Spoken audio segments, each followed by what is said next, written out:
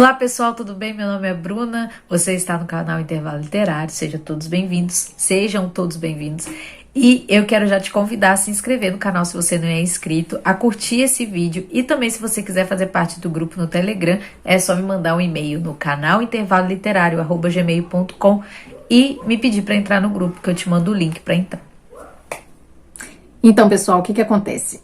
O Sr. Rochester é um homem que tem uma história. E quando a gente tá lendo Jane Eyre, a gente, na verdade, não conhece a história dele. Então, a gente vai entrar em contato com o mau humor dele e com a paixãozinha da Jane Eyre. E a gente não tem a perspectiva correta para julgar as coisas que o coitado faz, né? Então, o Sr. Rochester tem essa história que a gente não conhece e que eu pensei. Como tem muita resenha, né, do Jane Eyre aqui no YouTube, eu vou fazer um vídeo falando só sobre o Sr. Rochester, pra gente conhecer ele, né? Então tá. Aí, onde que ele fala mais?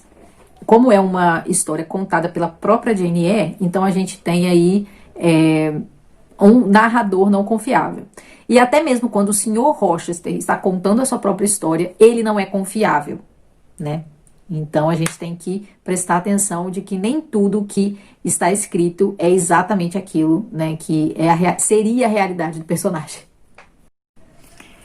Então, eu vou começar falando sobre a história do Sr. Rochester.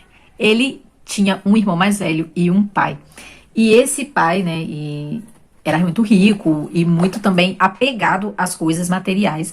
E ele não queria se desfazer de nada. Então, tá lá o coitado do Rochester e o irmão, né? E o pai tem que dividir essa herança, são dois irmãos. E ele não quer se desfazer de uma mansão que eles têm, que é Thornfield, que é onde Jane Eyre vai conhecer o Sr. Rochester. E aí o pai resolve dar toda a mansão pro irmão mais velho e deixa o Rochester pobre. Mas o pai fala, não, filho meu não vai ser pobre. Qual que é a outra forma de enriquecer um homem? Casar com uma mulher que tem um dote muito grande. E é aí que entra, né, todo o azar do Rochester, que ele fica sem a casa, então ele tem que casar. E o pai dele tem um amigo. O amigo do pai do Sr. Rochester é o Mason, que tem muitas fazendas e também tem umas coisas, uns comércios com as Índias e tal. E ele tem uma família, e essa família composta de esposa, mais dois irmãos e a Bertha. A Bertha Mason é então uma mulher muito bonita, mestiça, e eles vão casar, então, o Sr. Rochester e a Bertha por dinheiro. E é aí que a gente tem também o background da família da Bertha. A família da Bertha é toda maluca. A mãe da Bertha, que parecia que tinha morrido, não tinha morrido. Era uma mulher louca que vivia no manicômio. O irmão mais novo da Bertha era mudo e meio idiota, como diz no livro. E o irmão mais velho é aquele Mason que aparece numa festa, né, onde a Jane Eyre está conhecendo ali a suposta noiva do Sr. Rochester. Essa é a família. Então, esse casamento arranjado vai acontecer na Jamaica, né? E a família incentiva, a menina é muito bonita, ele não tem a oportunidade de conversar com ela sozinho, e tem vários meninos em volta, né? Que são, tipo, competidores pela mão dessa Bertha, porque ela é muito bonita. E ele é muito novo, tanto que as coisas, quando pioram no casamento, ele só tem 26 anos. E aí ele fica apaixonado pela menina, né? Fica apaixonado ali pela competição com os outros caras, e ele acha que ama e se casa com a Bertha. Mas ele vai dizer que ele nem conhecia a Bertha direito, né? A mãe estava no sanatório, ele descobre isso e ele já fica sacando, então, que a coisa vai ficar difícil. Então, ele tá na Jamaica, casado com essa mulher, e a família dele tá na Europa, certo? O que vai acontecer com esse casamento? Essa mulher vai piorar e muito. Ele vai descobrir que ele não consegue conversar nada com ela.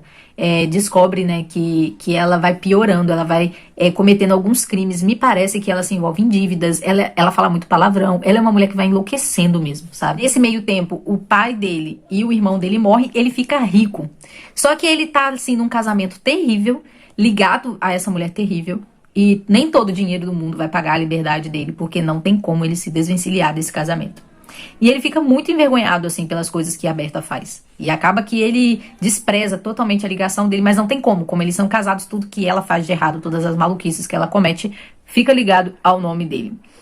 Numa noite muito difícil, né, numa noite muito quente, com um vento de tempestade, uma loucura, assim, essa mulher gritando dentro de casa de madrugada, ele acorda nesse inferno e fala, eu vou me matar. E aí ele pega um revólver e vai se matar e tal. Até que, como no livro todo, né, o clima vai seguindo a mente das pessoas, o clima melhora, então ele também melhora. E ele pensa, quer saber uma coisa, eu preciso de novos ares, eu vou voltar para a Europa. Como o negócio já estava meio que, todo mundo sabia que esse casamento ia dar errado, o pai dele não contou para todo mundo que ele tinha casado. Então, na Europa ele não estava casado, ele estava livre. Então ele pegou a Berta, voltou para Inglaterra, colocou ela em Thornfield e prendeu ela com a coitada da senhora Grace Poole.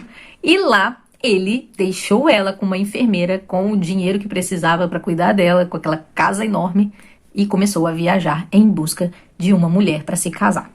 Ele viaja por muitos lugares, né? Ele vai para Paris, ele fala aqui, né, que ele também vai para Alemanha, ele vai para vários lugares, para Itália, e ele tem amantes procurando, né? E ele tá contando, a gente fica sabendo disso porque ele conta essa história pra Jane, e a Jane fica meio assim, mas você não acha muito errado você ter feito isso, ter andado com esse monte de amante? Ele fala, eu acho horrível, eu tenho nojo, eu tenho muito arrependimento dessa época da minha vida, mas ele fez, né? Fazer o quê? E aí ele teve a amante Celine, que é a mãe da Adele, a Jacinta, que é italiana, e a Clara, que é uma alemã. E ele fala que desprezou todas elas, porque cada uma tinha um defeito diferente.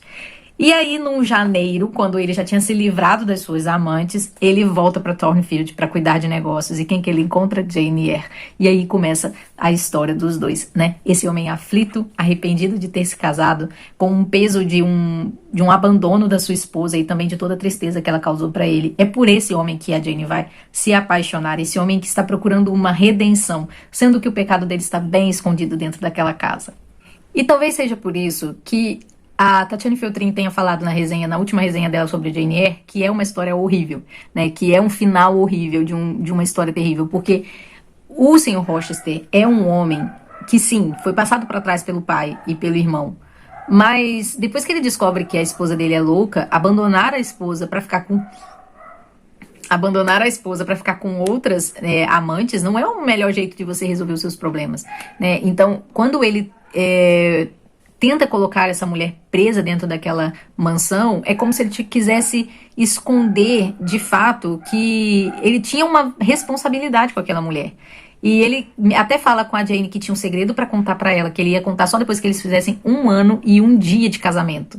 Olha só, ele ia enganar a Jane por 1 ano. Então, não é legal que a Jane aceite tão facilmente que aquele homem teve várias amantes, deixando a sua esposa naquele lugar. E o interessante é que ele é um homem de meio termos, né? Porque ele não se separa dela, não tem como ele se divorciar dela, mas fica com amantes. Mas ele fala que não colocou ela numa outra casa onde ela poderia morrer com mais rapidez, porque ele não queria ser culpado de um assassinato, mesmo que fosse um assassinato, como é que ele fala? Indireto. Mas, gente, deixar ela presa daquele jeito é terrível também. Não tem explicação isso, sabe? Ele fala, eu não quis deixar ela no manicômio porque no manicômio ia ser muito pior. Não sei, gente, é muito difícil você entender que não é o Sr. Rochester não é um homem bom. Ele não é um homem perfeito. E a Jane tem a oportunidade de encontrar um homem com muitos valores, assim, muito melhores, que é o primo dela, né, que chama ela para missões e... Interessante, né, que são missões nas Índias também, se eu não me engano. Eu acho que é. Se não for, me desculpem, mas parece que é isso mesmo. E que ela seria, então, esposa dele para trabalhar em missões. Então, é um homem de outros valores. E ela escolhe voltar para esse homem com uma história, assim, muito manchada e tudo mais. Que ele se livra, né? Se livra da esposa porque ela morre no incêndio. Esse vídeo teve muitos spoilers, mas eu gostaria que vocês me dissessem se ajuda, né, saber a história do Rochester para ler essa história de uma forma diferente. Eu achei que é um livro muito bem contado, é uma história muito bem escrita, né, mas é um personagem, assim, complicado, né, o Sr. Rochester não é um homem, não é um herói, não é um mocinho, e a Jane é uma menina muito boa, ela é muito boazinha pra se apaixonar por esse, né, por esse bad boy que é o Sr. Rochester. É a minha opinião. Eu sou péssima para poder analisar literatura, mas Pensar no livro todo, com foco na personalidade do Sr. Rochester, pode nos dar vários caminhos que talvez pessoas muito melhores do que eu poderiam trilhar. Então é isso, gente. Eu espero que vocês tenham gostado. Eu ainda tenho que terminar o diário lá no Instagram, mas já tem vários vídeos lá. Se você está lendo, me acompanhe por lá também, tá bom? No Instagram, Intervalo Literário. Um abraço e até o próximo vídeo do canal.